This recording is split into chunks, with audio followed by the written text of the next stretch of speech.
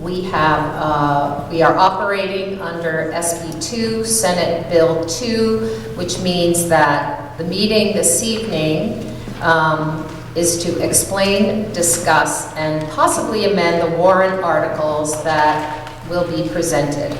All articles presented then move to the official ballot for the second session of the Sunapee School District meeting, which will take place on Election Day, March 10th, 2026, at the polls located at Sherburne Gym from 8 a.m. to 7 p.m. on that day. According to state law, school district meetings are run by the moderator's rules. I'll use the rules that are detailed on the handout as you entered. They're provided to be able to conduct the meeting in an efficient, smooth, and orderly fashion. The voters may overrule the moderator's rules by approving a motion to do so by simple majority. The procedure will, our moderator will take the articles in order as they appear, and they'll be explained by someone on the school board, and voters have the opportunity to discuss and amend that said article, and concluding the discussion, if any, the article will be moved to the warrant without a need for motion. There are details about that procedure in the written rules if you'd like to look them over. Anyone wishing to speak must come forward and please use the microphone and wait your turn. When you speak into the microphone, please say your name and where you live and speak clearly and close. This is pretty loud, so I am not very close to the microphone. Can you all hear me? Yes. Yes, okay, thank you. In the back. All right. So prior to speaking, yes, please announce your name and address. The content of all speech shall be respectful and be relevant to the article in question and the motion on the floor. All questions to the school board or other officials or meeting participants will be directed through the moderator. Each voter who desires to speak on an article will be given the chance to do so before any voter is given a second opportunity to speak. All right, any amendments, if you choose to amend, they must be written down, signed by the voter making the amendment, and handed to the moderator. Note that the amendment cannot eliminate the primary subject described in the article. The voter making the motion to amend the article will have the first opportunity to speak to it. A motion, let's address a motion to call the question. I reserve the right to hold a call to the question if deemed sufficient debate has not taken place, specifically if voters are in line at the microphone and we need to give them a chance to speak. Only voters registered on the checklist are permitted to vote tonight, and the primary form of voting is typically by voice. Okay, any questions about that? All right. Shall we begin with the first article? And that is up there. Have you?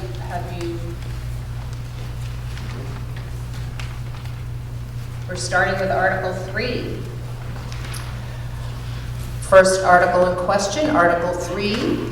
Shall the district raise and appropriate as an operating budget, not including appropriations by special warrant articles and other appropriations voted separately, the amount set forth on the budget posted with the warrant or as amended by vote of the first session for the purposes set forth therein, totaling $15,715,564. Should this article be defeated, the default budget shall be $15,460,957. Okay, did I say that right? Yeah. Yes. $15,460,957. Is that correct? No? Am I reading the wrong one? No. Oh. I see that number is different. Okay. Scratch that. Redact. All right, so should the article be defeated, the default budget shall be $15,486,661, which is the same as last year, with certain adjustments required by the previous action of the district or by law, or the governing body may hold one special meeting in accordance with RSA 40:13, 10 and 16 to take up the issue of a revised operating budget only.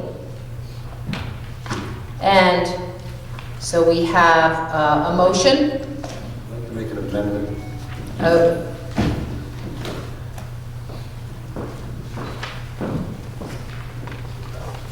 Thank you.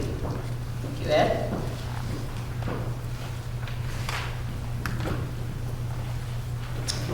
Do we hear a motion to address this article? Okay, thank you. Ed and Russ. Russ, you seconded? I'll second. And we're going to make a motion to move to amend to that. Oh, I see.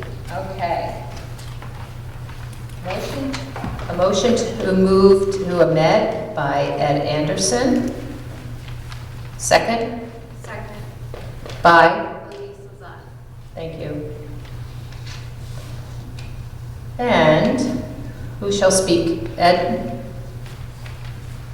We're making the motion to amend to change some numbers in the default budget that we felt could not go in, so it's going to come down. Can you all hear him? We're making a motion to amend the default budget down by roughly $25,000. And that's to take money out for certain people's salaries and retirement that could not be in the budget.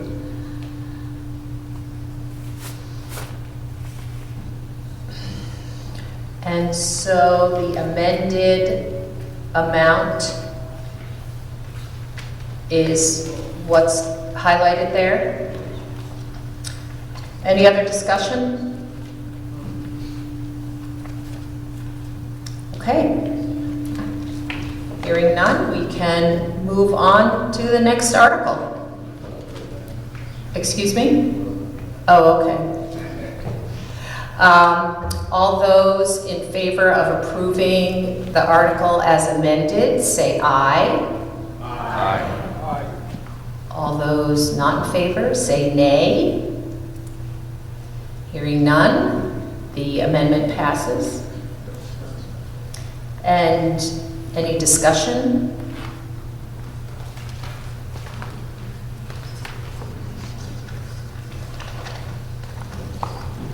No discussion. So to go over the budget, we spent a lot of hours with the budget committee.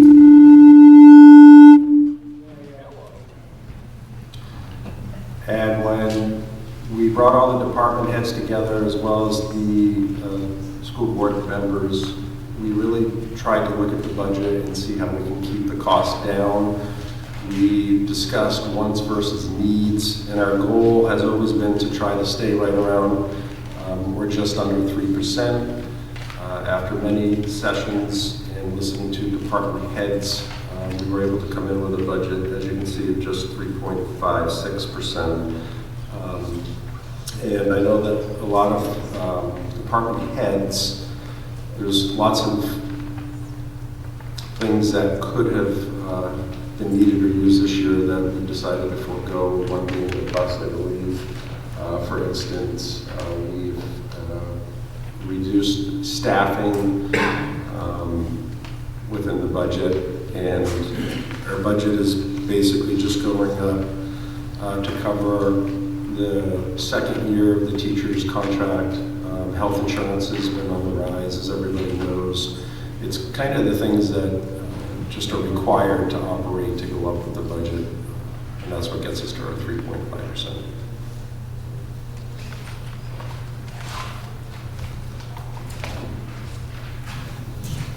Hi, I'm Patrick Fine, Brookhaven Hill Road. So I have a couple of questions about the budget. At first, I was confused with this amendment. I thought we were voting on whether to accept an amendment, not that we were voting to actually pass the budget. Okay. So that was That's my that was area, yeah. confusing. Yeah. I think it would have been better to have the discussion before we voted on the amendment, in case people had questions about the overall budget. Now we've already passed the overall budget. But maybe that's just me. No? That's the amendment. Yes, we passed the amendment. So you're now talking about the amended warrant article that's in front of you, which is the budget. Okay, good. Oh, great. Now I'm at ease. So I had a question about just some of the line items where there were significant changes.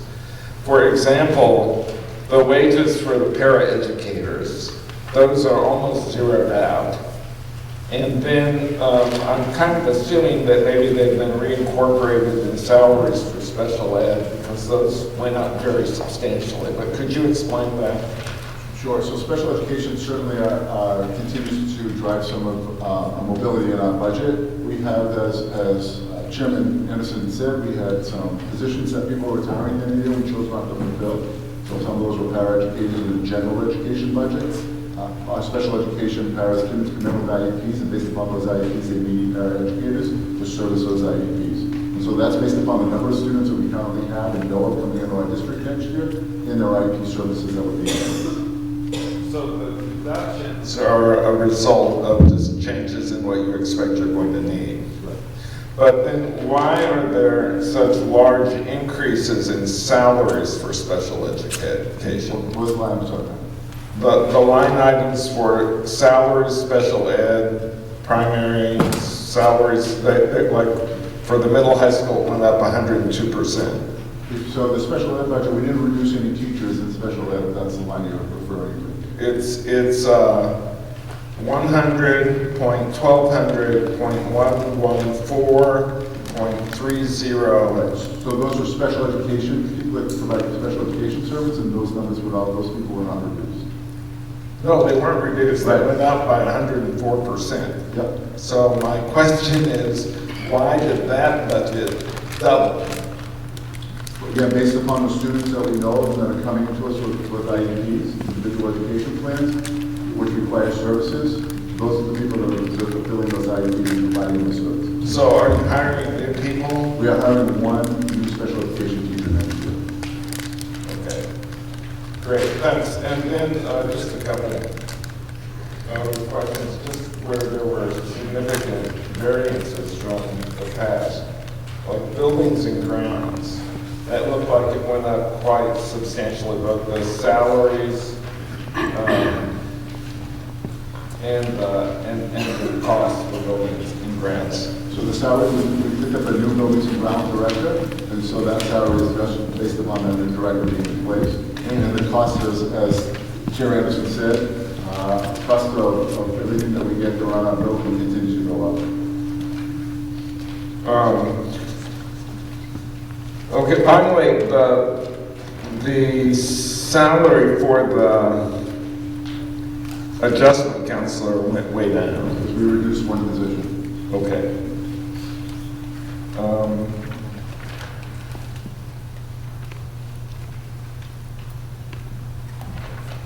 Okay, those are my questions, thank you. Thank you.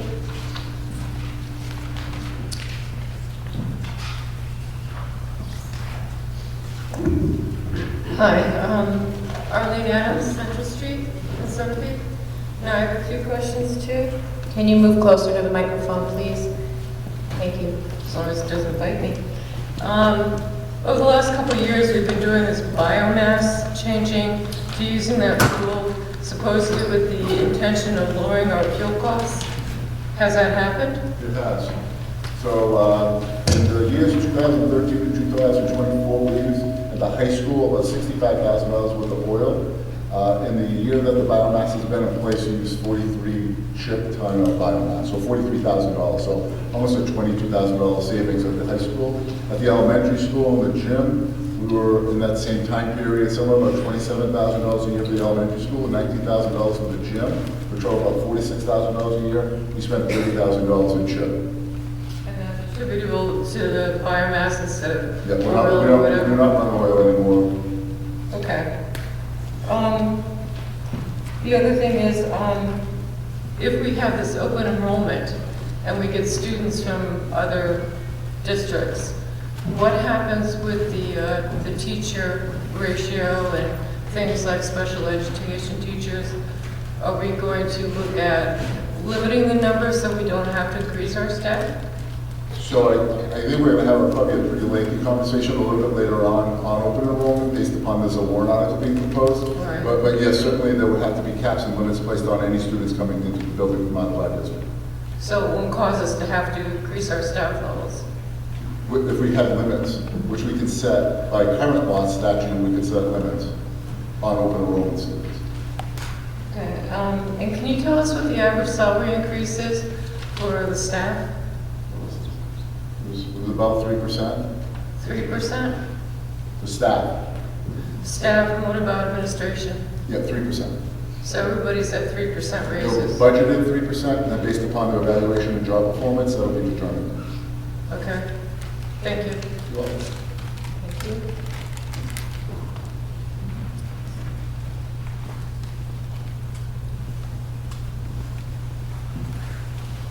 So to be clear, we have been discussing the amendment. Correct. And Which is now the amended version of Article 3. And any more discussion on the amended version of Article 3? So now we will take a vote to accept the article as amended.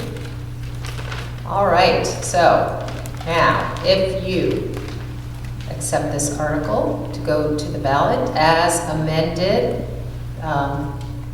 please respond in the affirmative. Aye. If you do not agree with this amendment, say nay. Hearing none, the amendment passes, and the amended article passes. And now we can move on to Article 4. I am going to make a motion to restrict reconsideration on Article 3. Do I hear a second? I second. Any discussion on restricting reconsideration of Article 3, the budget? No discussion to restrict reconsideration of this article. All in favor, say aye. Aye. All those not in favor, nay. Hearing none, we will restrict reconsideration of Article 3, and it will go to the ballot as amended. Now, let us move on to Article 4. Shall the district raise and appropriate the sum of $25,000 to be placed in the Sunapee Special Education Capital Reserve Fund previously established, with said sum to come from the unassigned fund balance at year end June 30, 2026. Do we hear a motion? I'll make a motion. Who was that? That is- Ed? I'll second. Okay. Any discussion on Article 4, raising for the Capital Reserve Fund for special ed? So I can speak to it. As Russ said, you know, special education is a really unpredictable part of our district, an important part of our district. If you can't hear it, am I on, John? No? Maybe not? I don't want to touch anything. It's not on. Now we got it? We'll just make it easy. Oh, that's good. Yeah, it's much better. Thank you.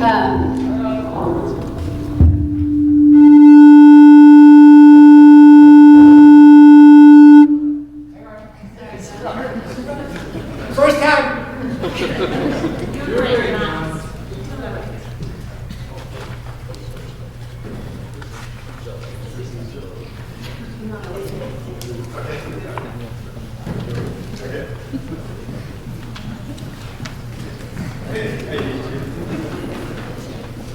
Discussion on Article 4. All right, try that. Maybe not? Getting better? Getting better now? Great, can you hear me?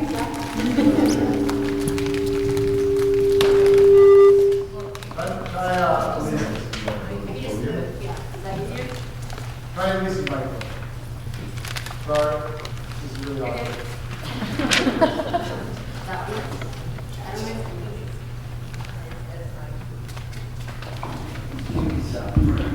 I think we got it now. All right. So like I was saying, special ed is unpredictable like technology. So, sorry, John, you're doing great. As Russ said, it's an important part of our district, and the nature of it is unpredictable. So each plan is individualized to every student. We do the best we can to predict who's coming, but we just have to be ready for it. So what this capital reserve account does is lets us meet those needs when they arise. So that's what it is on the ballot for. Thanks, John.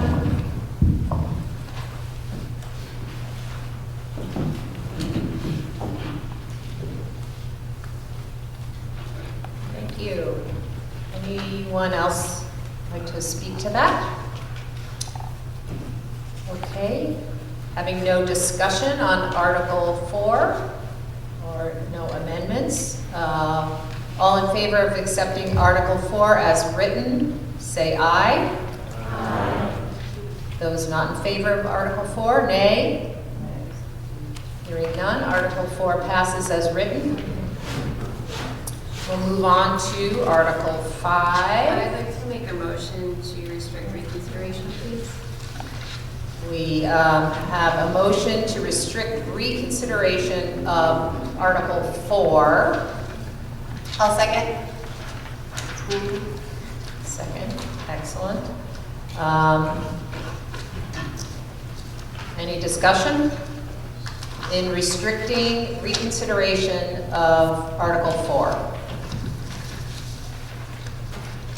Okay, no discussion. All in favor of restricting reconsideration of Article 4, please say aye. Aye. Those not in favor, say nay. Hearing none, we will restrict reconsideration of Article 4. Thank you. And we will move on to Article 5. Shall the district raise and appropriate the sum of $50,000 to be placed in the Sunapee Middle High School Heating, Ventilation, Circulation Capital Reserve Fund, previously established, with said sum to come from the unassigned fund balance at year's end, June 30, 2026. Discussion? Yep. I make a motion. We make a motion to accept Article 5. And do we hear a second? I'll second. Thank you. Go ahead, Arlene. For articles, can you hear me? Articles 4, 5, and 6, you're saying unassigned fund balance.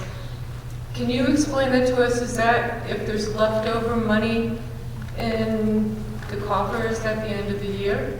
Sure. Yes, that's certainly one way to put that. So we have a bottom line gross budget. That budget, well, the budget we're quoting is $50 million. Any money that's left over at the end of the year, the school board has allocated, instead of going out and taxing folks on these warrant articles, to take that money to put it into these capital reserve accounts. If there was no money left over, these capital reserve accounts would not get billed. If there was only a certain amount left over, they go in order in which they appear on the ballot. Okay, so you don't prorate them, it just goes in whatever order you have on here? Correct. Okay, so if there is no money at the end of the year, They it don't doesn't get, happen? they don't get funded. Okay, thank you. You're welcome. So I can speak to this article about this capital reserve fund.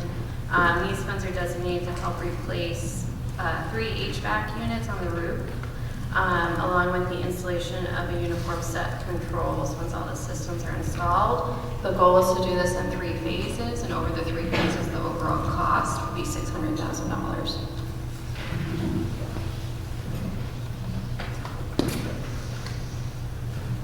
Thank you.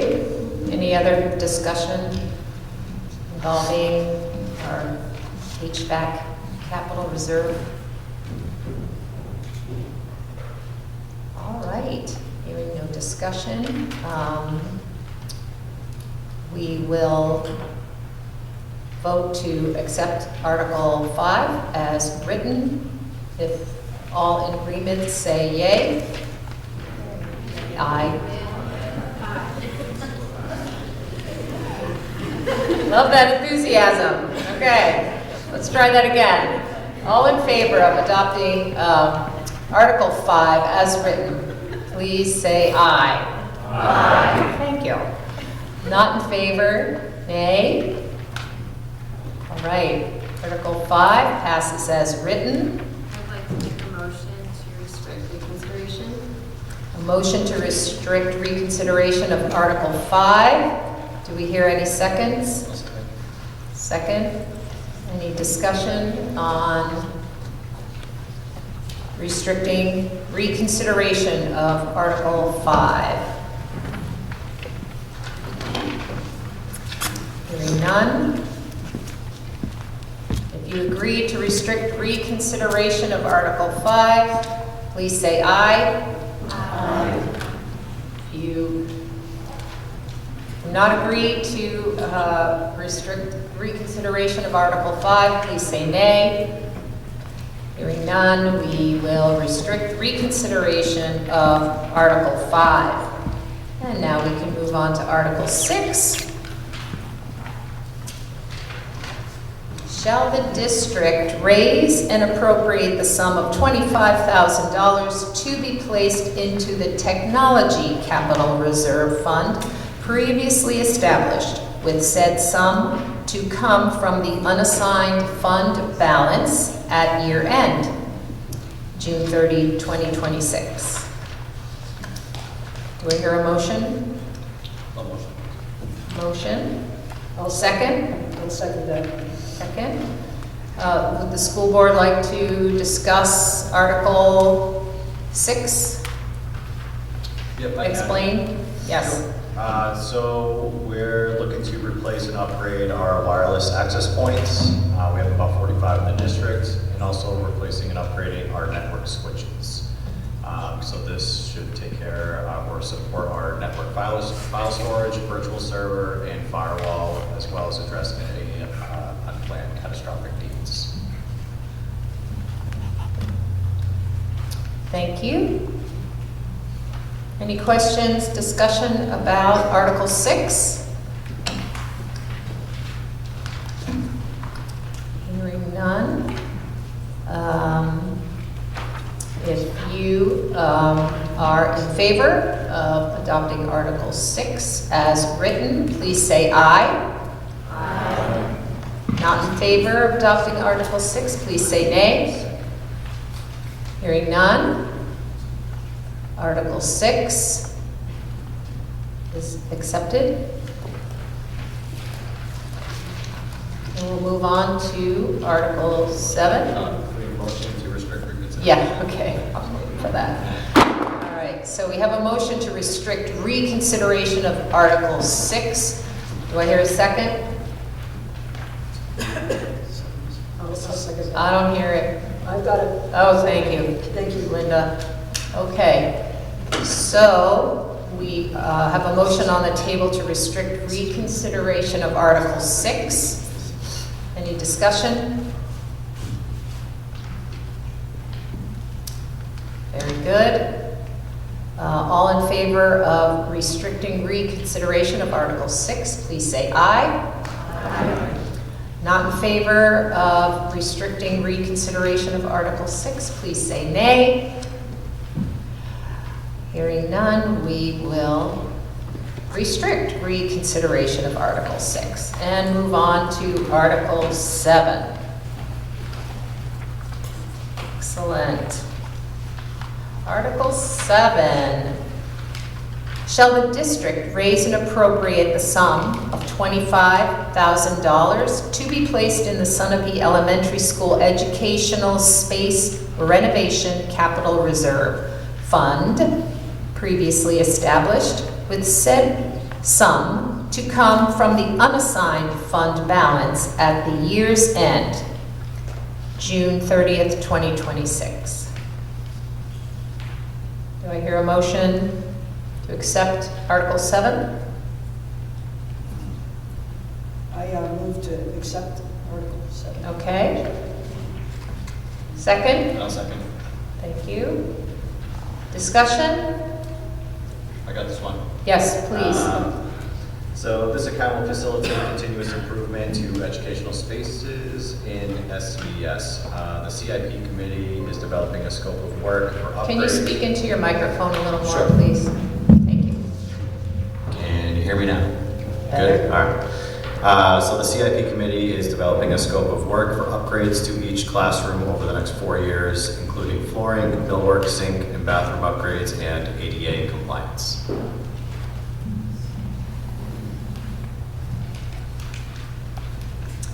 All right. Any further discussion on Article 7? Seeing none. All in favor of adopting Article 7 as written, please say aye. Not in favor? Nay? Hearing none, we will adopt Article 7 as written. I'd like to make a motion to restrict.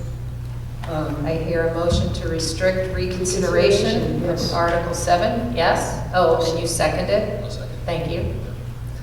All right, any discussion about restricting reconsideration of Article 7?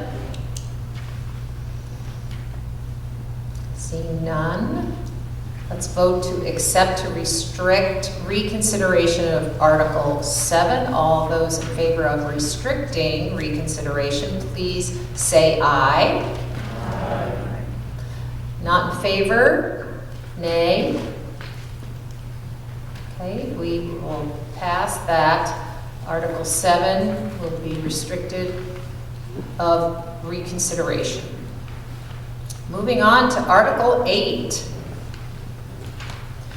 Shall the Sunapee School District vote to adopt an open enrollment school program designating the Sunapee Middle High School, SMHS, as open enrollment school pursuant to NHRSA 194-D for the purpose of enabling the district to admit non-resident students to Sunapee Middle High School, with 100% of its eligible resident pupils permitted to attend Sunapee Middle High School and 0% of its resident pupils permitted to attend open enrollment schools located outside of the district.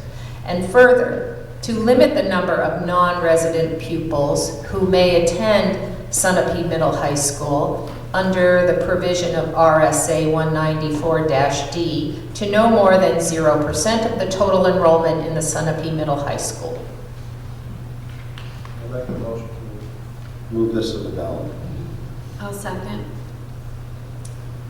Very good. Do we have discussion? So I'd like to, is this be okay for me? Yeah. So I'd like to take some time with this because I think it's super confusing. I've been doing this profession about 30 years. This is one of the most confusing pieces of legislation. So what you're looking at as a warrant article is based upon the current RSA that is currently in place as of today, literally right here tonight.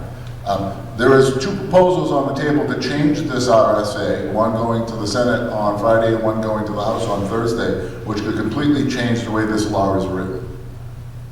So what I'd like to do is show you, some of you may have seen it, but to this level of field for us, and John, I'm going to ask you to, if you come over here and do that for me. We're going to show you a video that we created that just sort of outlines what open enrollment is, where it's come from, and our perspective and take here on why, based upon the current law, we're looking at a 0 and 0 coming in and coming out. So just give me 2 seconds while we just turn this over.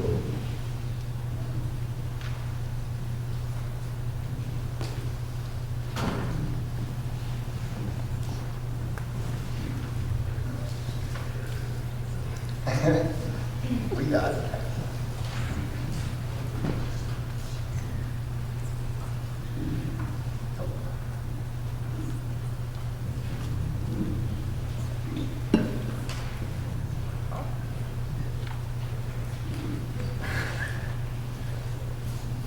All right, today we're tackling a really interesting puzzle coming out of New Hampshire school system. There's this new law, and it's caused this really surprising reaction. A strategy that honestly, at first glance, just makes no sense at all. So let's get right into it. So here it is. This is the big mystery we're gonna unpack. It sounds pretty weird, doesn't it? Why would a school district say yes, we'll join this new open enrollment program, only to turn around and set the participation level to 0%? I mean, why even bother? But, you know, there's actually a very smart, very deliberate logic behind this move, and we are going to figure it out together. Okay, so to really solve this thing, we've got to start with the basics. We need to understand the new rulebook that everyone's playing by. And it all boils down to one specific state law, a law that's really shaking things up for schools and families all across New Hampshire. So here's the law itself, NHSRSA 194D. Basically, it lets families apply for their kids to go to public schools outside their own district. It sounds simple enough, right? But here's the catch. The key words you gotta pay attention to are if the receiving district participates. That little word if, that's where this whole puzzle really gets started. Because yeah, the law is all about giving families more choice. But for the school districts, that choice can create a whole new world of problems. And right there, that's the core problem, isn't it? You've got this tension. What looks like a fantastic opportunity for a family can be a massive headache for the school district trying to juggle its budget and its staff. Let's break down what this looks like from both sides. So for families, the benefit is obvious, right? More choice, maybe access to a program their homeschool doesn't have. But for the districts, it gets a lot more complicated. See, when a student leaves, a good chunk of the state funding for that student can literally walk out the door with them. That leaves a hole in the budget. And we're not talking about huge numbers here. Even just a few students leaving can throw off staffing, mess with class sizes, especially in those smaller districts. And that is the big dilemma these towns are wrestling with. So if you're a school district, what do? You're facing this dilemma. You have to follow the law, but you also need to protect your own stability. How do you square that circle? Well, this is where we get to the heart of the puzzle, the ingenious, if a little strange, 0% strategy. 0%. That's it, that's the key. Now, it looks like a brick wall, right? Just a hard no. But it's actually way more clever than that.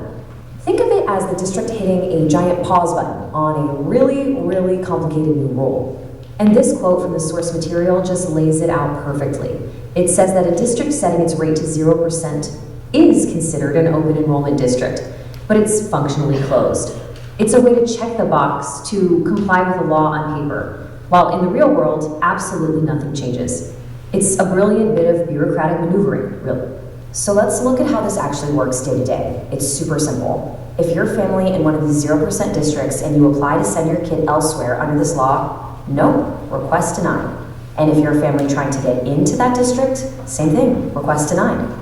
The bottom line is nobody's moving in or out because of this specific law, RSA 194D. It basically seals the borders, at least for the time being. So why go through all this trouble? Well, it really comes down to 3 big reasons. First up, it's about keeping local control. The local school board gets to keep making the decisions about their own classrooms. Second, and this is a huge one, it protects the budget. It stops that unpredictable trickle of money leaving the district that could affect every single taxpayer. And third, it just buys them time. Things are changing, other laws might be coming down the pike, so this is like a strategic pause, a way to wait and see how the dust settles. Okay, now you might be thinking, doesn't this just kill all school choice in the district? And that's a fair question, but it's actually not the case. It's really, really important to understand what this policy does not change. The fine print matters a lot here.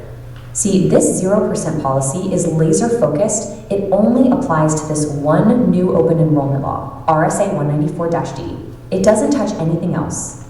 All those long-standing tuition agreements between towns, still in place. Those cooperative school districts, totally unaffected. Any other school choice programs that exist under different laws, they all just keep on running like they always have. So think of this less like a blanket ban and more like a really precise surgical move. All right, so let's pull it all together. What's the big picture here? What should we really take away from all this? Because this isn't just some weird, quirky little policy rule. It's actually a perfect snapshot of how local towns and cities are trying to find their way through the really complicated world of education policy today. And here's the most important thing to remember. This 0% strategy isn't really about being against school choice. It's about being for stability. It's about predictability when everything else feels uncertain. It's just a tool, a way for these districts to manage change on their own terms, carefully and with a lot of thought. And super important to point out, this decision is not set in stone. It's not permanent. A district can say 0% today just to keep things stable, but the school boards, they're gonna look at this every single year. And down the road, if things change, if the budget looks different, if the laws change again, they have the power to just change the number. They can raise that percentage and open the doors. It's a strategy for right now, not necessarily for good. And all of this really leaves us with that one big question, the one that's at the very heart of this whole debate. And it's not just in New Hampshire, you see this happening all over the country. How do you find that balance? How do you weigh the promise of school choice against the very real practical need for stable, predictable, well-funded local schools? You know, there's no easy answer here. But by understanding a strategy like this 0% solution, at least we can see the challenge and what's at stake a whole lot more clearly. So let me see if I can add a little more flavor to the conversation. So as the video said, the open enrollment law has been on the books for a little while now. As a matter of fact, there are 2 schools in the state that signed on to open enrollment. One is Prospect Mountain in Alton and Barnstead, and the other is Franklin. Alton and Barnstead, Prospect Mountain was the first one that went on, and they had started accepting students from Pittsfield, from Epsom, from Pembroke, and a couple other Wolfboro surrounding towns. And at first, everyone believed in the educational world that to be an open enrollment school, you had to play with another open enrollment school. So 2 open enrollment schools could share kids back and forth. Our feeling was if you weren't an open enrollment school, then you didn't have to worry about it because your kids were protected under the residency of being in your town and your district. Well, Prospect Mountain for 2 years did send towns bills and accepted some of it, I think 10 kids the first year, 20 kids the second year, and this year had 30 kids, and sent out bills for tuition for the last 3 years. The town of Pittsfield said, we're not paying this, and we're going to take you to the Department of Education, State Board of Ed, which they lost that, and then they went right to the New Hampshire Supreme Court. And the New Hampshire Supreme Court ruled that the only way you can stop your children from going to an open enrollment school is to become an open enrollment school and set a threshold of 0. So if you do not become an open enrollment school, your children are welcome to go to any open enrollment school within the state. Now again, at the beginning of this year, there were 2, none within our region whatsoever. Conversations with other superintendents and other administrators, no one at that point in time was going to take on the open enrollment status. With the Supreme Court changing that decision to everyone is now susceptible to students leaving your district, it made people start to consider, wait a minute, those are local tax dollars that were raised here for this school that are now going to be going out to a neighboring district. And that number could be anywhere between 80 and 100% of the cost per pupil of that sending district. Our cost per pupil is $31,000 a child. 80% of that is somewhere around $26,000. Not that good at math, but it's rough numbers. We wanted to make sure that we're protecting our local tax dollars. So the idea here, based upon the current law, was to look at 0. Let's give this thing a year to settle down, let's protect ourselves, let's see what how this thing plays out, and from there, as the video said, the board would have the ability to then change those percentages from year to year by having having a public hearing. Last Friday, the Senate took up a non-germane amendment on a bill last year that was laid on the table to allow every school in the state of New Hampshire to become an open enrollment school, period. With 100% of the cost per pupil being sent to the sending district, from the sending district being sent to the receiving district, and if the sending district's cost per pupil wasn't as high as the receiving, the parent would make up the difference. Quick example, Newport's cost per pupil is $25,000, Sunapee's $31,000. Newport goes, here's your $25,000. Mom and dad, you want to go to Sunapee, you got to buck up $6,000 to go to Sunapee. Okay, the House then came up with a bill, I think it was, and Hope maybe corrected me, but I think it was this week, maybe it was last week, HB 751, which again allowed all schools to become an open enrollment. These were non-germane amendments on bills that were laid on the table last year, which are now just trying to push and take that ability of local control, setting your thresholds, knowing what works best for your community, knowing what our numbers are, knowing where we can and cannot take kids, and setting criteria in which our kids that would be open enrollment school students into our schools. Both new open enrollment laws that are being proposed say you can only reject a child if they've been expelled, if they have a severe discipline record or severe attendance record. You can set thresholds. Arlene, you asked the question, can we set thresholds? We have a policy that we had first reading on a month ago, or second reading in Wednesday, JF, that allows us to set some thresholds of, I don't have 7 spots in 2nd grade. I might have 10 spots in 5th grade, but I only have 6 spots in 9th grade. And so we can set some of our thresholds. Special education costs would belong to the sending district. Transportation.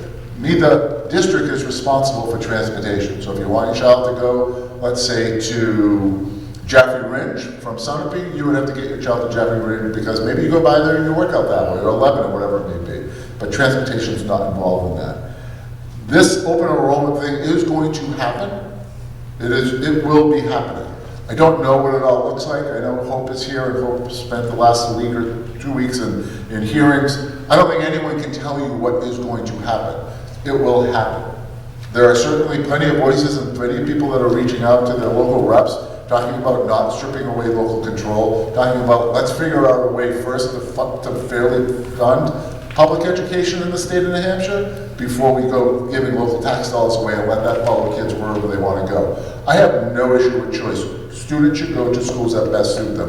100% believe that. Figure out the funding and how that funding then can follow that student that's paid for by the state, not paid by the local taxpayer, and I think that's an equal game. The warrant that's in front of you protects us to the current legislation. If we do not pass this warrant, Kearsarge right now passed a warrant that allowed for 30 kids to go into their high school next year.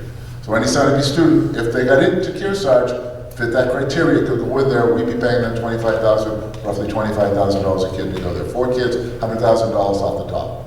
We don't get that back, we're not recovering that $100,000 off the top. The other thing that 0-0 does, as the video said, it allows us to keep our current choice agreements with our schools that we have 90 tuition students right now currently in place. The other reason for the 0 is I don't know how many more kids we can take in the school without necessarily starting to look at numbers. So one of the things we promised you folks when we started taking tuition students in my tenure here is we haven't increased staffing. And I can show you that actually shows that we've actually decreased staffing over the years, but continue to take more students. So that's a long-winded answer. I hope it gives you a little more information. Certainly happy to answer any questions you may have. It is complex, it's complicated. I will do my best to give you what I know and how I know it so far. Thank you, Russ.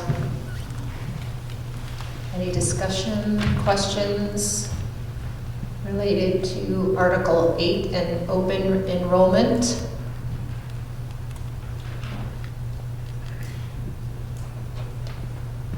Hearing none, we will end the discussion here, and we will have a voice vote to accept Article 8 as written. If you agree with Article 8, please say aye. disagree, please say nay. Hearing none, Article 8 will go to the ballot to be voted on.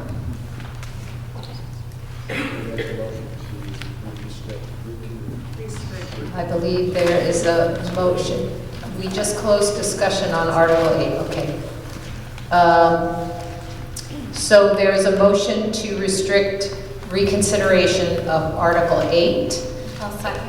And a second of the motion. Any discussion on this motion to restrict reconsideration of Article 8?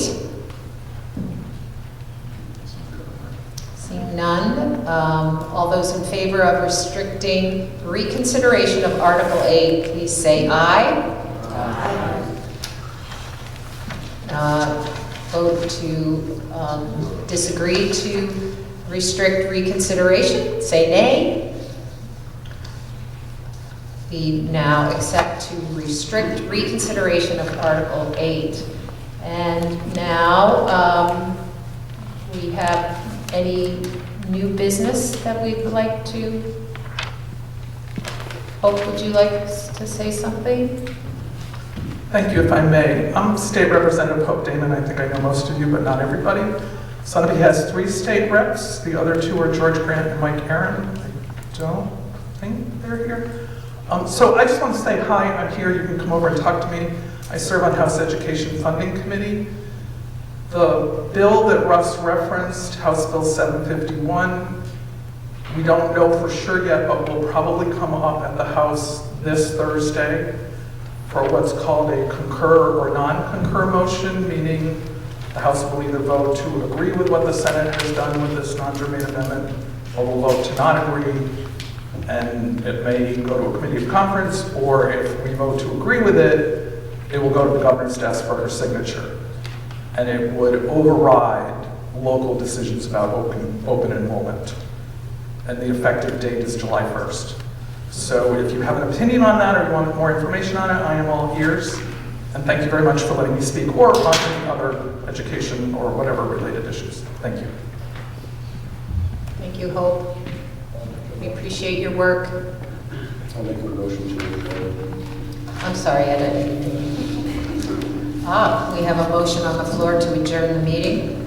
I'll second. Second motion, all agreed. If you agree to adjourn the meeting, please say aye.